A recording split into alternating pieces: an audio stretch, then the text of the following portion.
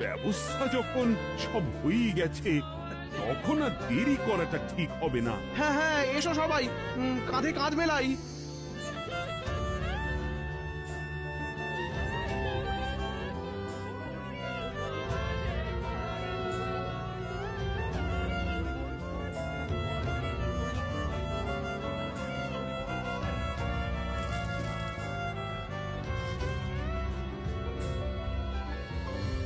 ও, এই দৃশ্য কিনা শেষে আমাকে দেখতে হলো, কিন্তু তবু আমার খুব জানতে ইচ্ছে করছে, বাচ্চারা থলি ভর্তি মোহর অলংকার সব ছড়াতে ছড়াতে যাচ্ছে কেন?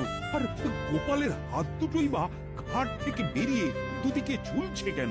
মহারাজ, আর একটা ব্যাপার কি আপনি লক্ষ্য করেছেন? কি বলতো? গোপালের দেহ হারা কাঁধে করে নিয়ে যাচ্ছে। হ্যাঁ হ্যাঁ, ওই তো মন্ত্রী, সেনাপতি, জ্যোতিষী আর পণ্ডিত। আসলে গোপালের এই শেষ যাত্রা আমাদের কিছু শিক্ষা দিয়ে যাচ্ছে মহারাজ। এই যে দেখুন, যারা গোপালকে সহ্য করতে পারত না, এখন তাদেরই কাঁধে গোপাল যাচ্ছে। তার মানে শেষ পর্যন্ত কেউই কারোর শত্রু থাকে না, সবাই মান অভিমান ভুলে কাঁধে কাঁধ মিলিয়ে পার করে দেয়। তাই তো, এই দৃশ্য তো সেই কথাই বলছে।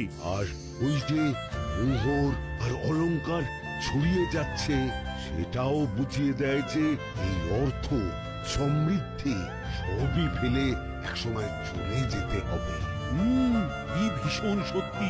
দুটো খালি হাতও বুঝিয়ে দিচ্ছে, খালি হাতেই আমরা সংসারে এসেছিলাম, আর খালি হাতেই আমাদের যেতে হবে।